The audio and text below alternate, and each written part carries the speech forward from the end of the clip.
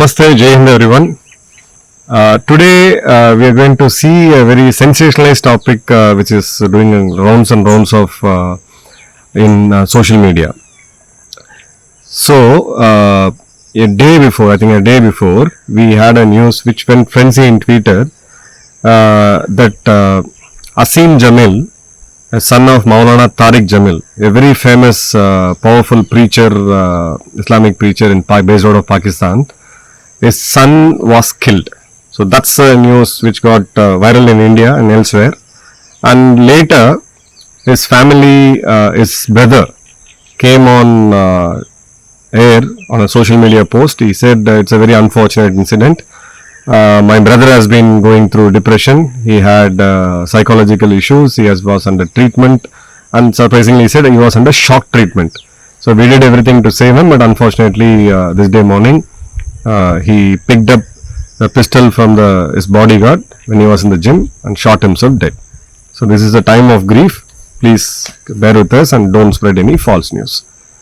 Then came Tariq Jamil's tweet, his father, the great so-called preacher. So he said, my son died in an accident, and then please extend your prayers for him. So all the Tariq Jamil's preachers, they went sad, so they were tweeting condolence message and so and so. The police report says that he committed suicide by picking up his bodyguard's weapon and shooting himself dead. And they also claimed we have a CCTV footage of this. The Indian social media went crazy. Indians went crazy. They said this guy has been shot dead by quote unquote unknown men. Now then this becomes very interesting, and it became a subject of discussion, I would say. So who exactly is Tariq Jamil? So he is a Maulana, a preacher who comes from the Deobandi background, and who also is a very important member of Tablighi Jamaat. So something should be clicking. What is it? So we all know during COVID in Delhi, in old Delhi, when the entire lockdown was happening, so Tablighi Jamaat's members, they all got together from various parts of the country, rather from Malaysia and Thailand. So they were doing a meeting or a conference. When the restriction was there, the complete lockdown was there, then the controversy spread, and then it was on the news for almost a week. Then it died down. Now, when we speak about Tariq Jamil, who comes from the Deobandi background, Deobandi movement started in UP way back in 1917. So it preached a certain form of Islam, and which is more orthodox, or I would say more conventional. Later, this guy became the face of Tablighi Jamaat. His preachings, hundreds of videos, a YouTube channel with 1 million plus followers. He has visited around 36 countries, and he is a 32nd most influential Muslim in the world. He is a very, very powerful person, really a powerful person. He owns a 50 crore worth penthouse, a very big mansion in Pakistan. He drives a 5 crore, I think a Rolls Royce, if I am not wrong. His two sons are very rich. One of his son is again a preacher. He is also a Maulana. And he has crores and crores of assets in the Gulf. And he owns a apparel brand called MTJ. Maulana Tariq Jamil, MTJ. MTJ is a big brand in Pakistan. I don't know how this guy is afford it. That's a different story. But he owns a brand. He is a very, very rich, filthy rich guy. Now, when I spoke to one of a journalist friend in Pakistan, he said, see, all these things are fine. Now this guy employs 26 people just to take care of him. The servants and the masseurs and all the grooming people. He has around 26 people to just take care of him. He doesn't even pick up a bottle of water. He's such a rich person, such a filthy rich person. But if you listen to his preachings, he says, people just live a simple life. Life has been given by God. We need to practice simplicity. We should not show off. Wealth is not everything. So it's complete hypocrisy of what he preaches and what he does in his life. and he has a very strong fan following among the celebrities, so-called celebrities like actors, Bollywood actors, cricketers, Pakistani cricketers, and Pakistani movie industry, Turkey's movie industry. So cutting across all big guys, really follow him. One of his biggest follower is the Pakistani cricket team, the famous batsman Inzama Mulhaq. So if you would have seen the initial days of Inzamam, he was a very clean-shaven guy and who played a very, very active cricket, a very successful batsman at those point of time. So Tariq Jamil has been blamed in a way that he kind of Islamized the Pakistani cricket team. So they blame the Pakistani cricket team's failure today because of this guy went and preached them. So when you preach and certain amount of this preaching says don't eat this, don't eat that. So when you go into active sports or athletics or game like cricket, you do a lot of supplement intakes like whey protein and stuff. So all these things got changed, and Pakistani cricket team completely got into this Deobandi thoughts. That's how you keep seeing this Pakistani cricketers ranting on televisions against India and against this. So this guy is basically, Deobandis, they don't believe in democracy. They say democracy is a man-made rule. That is not applicable. The only rule applicable is made by God. There's one God. He had made a rule. We are all allowed to follow it. Democracy is a man-made one. It's a disaster for the mankind. So these guys were against democracy, and they were against the Indian National Congress at those point of time. And this school of thought later, the movement didn't gain the momentum as it was required, but it has a sizable fan following in India in at least 26 countries across the world. Now Tariq Jamil is been under the watch of various intelligence agencies, especially countries in Europe, India, Bangladesh, New Zealand. So the root cause, the root of all this is something called Tablighi. Like in Italy, there is an organization called Al-Umma Italia, Al-Nur, Masjid Nur Onless, Arama Onless, and Course of Tablighi Islamic Center. I am not fluent with Italian, pardon me if I would have spelled it wrong, but these associations have been under watch by the Italian intelligence agencies, and couple of them have been arrested, and they have a feel that this will eventually radicalize their population and will lead into a larger catastrophe. Bangladesh, they had a direct threat from them in the form of a terrorist organization called Huji. Huji is Harkatul Jihadi Islami. It was very, very active at one point of time in Kashmir. They waged a war against India, and their aim was to establish an Islamic rule in Kashmir and then followed by India. They also had targeted a lot of Bangladeshi targets. Terrorist attacks were made on Bangladesh, saying that Bangladesh is a democracy, which is not a right thing. We need a full-fledged Islamic rule. So Bangladesh had faced a lot of attacks, lot of terrorist attacks with Huji, and later on we literally crushed them. During my times in the army, this was one of the active militant terrorist group at that point of time. Eventually it died its own death like any other terrorist organization. We had shown them the right place of 6 feet down under the earth. So this guy is kind of, it's in the watch list of Indian intelligence agencies and the defense forces, but it's not active as such in India. And his preachings have reached far reach. When we call somebody as a 32nd most influential person in the world, it's not a joke. So this guy has been gone into preachings, and Indian Bollywood industry went into a lot of controversy. When Tariq Jamil went and gave an interview, that a Bollywood actor named Amir Khan is one of my biggest fan. Amir Khan had met me, and then Amir Khan's social media team went and said, no, this is all made up, fact checks and all, but eventually it ended up accepting that yes, he had met Amir Khan. The other big fan of him he mentioned is Salman Khan. He said, when I went to Mumbai, I was invited by Salman, I went to his home, I saw my preachings, the CDs of my preachings displayed in his living room. Whenever he is alone for spiritual knowledge and spiritual health, he listens to my preachings. So that's went on TV, and then it was propagated all. New Zealand faced a very strange situation. New Zealand is supposed to be a very peaceful country and completely democratic. People have their own thoughts and views. So he was under watch list in New Zealand as well. So New Zealand intelligence agencies and the government did crack down on Tablighi, and the biggest blow came from Saudi Arabia, which is an Islamic kingdom. We all know it. They completely banned Tablighi Jamaat and the entry of this guy Tariq Jamil in Saudi Arabia. Two of their biggest mosques was taken by the government.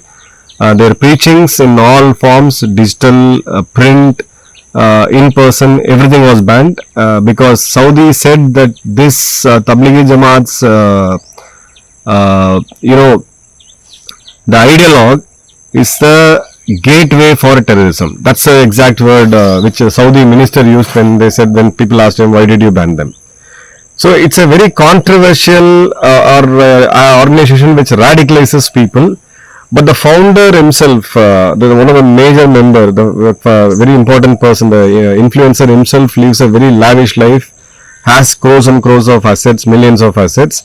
And if you all remember, there is an incident which happened in Pakistan, I think a year ago, where a Sri Lankan national was burnt alive. He was a manager in a garments factory. He was pulled out of the factory. He was beaten to death and burnt alive on allegations that he spoke bad about Quran, or he said he disgraced Quran, something like that. Later, the Pakistan has to go on a public apology.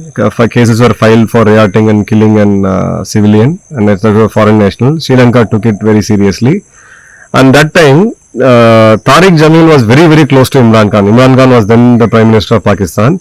So he went and did the mediation. He went and met the Sri Lankan ambassador. He gave a joint statement. He said, we are really ashamed. I came here to ask sorry. Really sorry for it. There is no place of violence in our country, in our preachings. We don't support it. We all love people. We all love each other. We all love mankind. So this is completely wrong. But on the other side, the people who went and did it, when you say, blasphemy, blasphemy is like, I disobey your religious belief.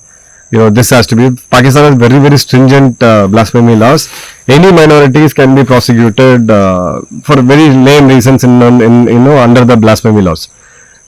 So the red line of what you call blasphemy, or you define that what has insulted, the definition of insult for that particular mob which went and killed the Sri Lankan guy came from his preachings. So that's the crux and that's the key. Now Pakistani celebrities, they have, like, literally there are huge followers. The big guys follow him.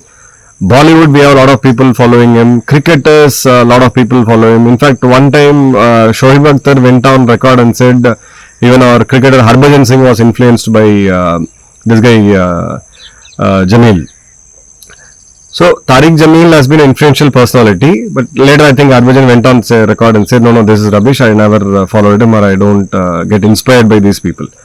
Now, the intelligence agencies across the world see, radicalization as a fundamental problem for terrorism. Yes, there are other means. When you deny rights for the people, deny rights to the citizen, food poverty, there are hundreds of reasons. Land, issues of right to land, right to live. These are the various causes where people took arms and fought against a state or fought against a country. But the fundamental reason remains to be, one of the main reason remains to be radicalization. And radicalization, he is one of the guru perceived, or in a way it is partially true as well, by various agencies. And India has also been closely watching him. He is the second most watched watch list person post Zakir Naik. Now the three versions. The father says he has been Asim Jamil has been died in an accidental death.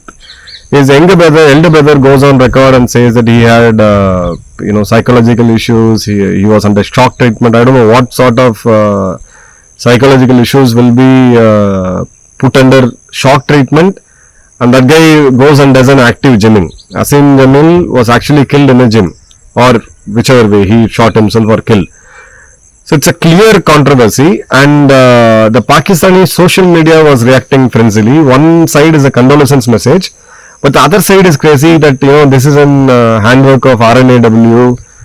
Some unknown men have shot him dead, and Pakistan ISI is doing nothing. It's not protecting its citizens. Such a big influencer, such a big preacher, his son has died a cruel death. Pakistan ISI has become toothless, and they need to do something. Was he a threat to the Indian sovereignty or India's security? I would say yes, to an extent, because Huji's birth, the genetics of Huji came from his preaching. You don't have to pick up arms and fight, and to come under the definition of a terrorist. You can always do something, preach or write something which influences a larger set of much, which eventually pushes them towards picking up arms or doing acts of terror. So that's the way this guy has propagated. Now, a lot of and to noteworthy, he was always close to the Pakistani ruling establishment and also the army. And the Islamization of Pakistani army, it has been said that he played a very, very larger role. Like an Indian army officer, a naval officer, an air force officer, or any officer comes out of this thing, he takes pledge on the Constitution of India that we will uphold the Constitution of India come what may in land, air and sea. So that's the pledge we take. We don't take a religious pledge. I may be an Hindu, I don't take a religious pledge. I may be a Christian, I don't take a pledge on my church or whatever belief system I have. But if you look at Pakistan, it was exactly the same. To a certain point of time, it was Islamic Republic of Pakistan, so they took swear on their constitution. Later, when Ziaullah came, it slowly got started. The seeds of radicalizing your armed forces started there, and now it is completely radicalized. The last leg of this radicalization was done by Tariq Jamil, and there are a lot of incidents where people have quoted. Why did you do this extreme activity in any country? It all lead to this guy. Now there is no report or a confirmed report that he has been killed, or but there is a good amount of controversy in it. Father gives a different story, the police gives a different story, and they said that we also have a video footage. Video footage you can always put it on record, and then you can end this controversy. But they are not doing it. But what I get to hear from a very journalist friend of mine in Pakistan is that there is ISI is under deep shock. They are in trouble. They are clueless of what is happening. There's unknown gunmen taking on people. There are 25 people who have been shot dead by this unknown gunmen. Mostly on the same style. Two guys come on a bike. They go, they take and kill a guy at a point blank range and just push off. And the case remains unknown. All this unknown, all this controversial killings done by these unknown men has one common factor, that is they all were anti-India. They all were directly or indirectly related to various terror activities in India. In that hit list, we have the topmost guy called Dawood Ibrahim. We all forgotten him, but Mumbaikars, at least people from Maharashtra, can never forget him in their lives. He is one of the top guy. Now whether RNAW has done it or not is still a question mark. Is it a good riddance or is it something natural, whatever they call it as a accidental death? We really don't know. But what has happened has really shook Pakistan. It has gone very unnoticed and subtle in the news. But this is a huge blow to the Pakistani security establishment, especially ISI. Hope we could able to and a guy like him, a preacher who tells people to live a simple life, owns a multi-crore apparel brand. Surprising. Thank you all. Jai Hind.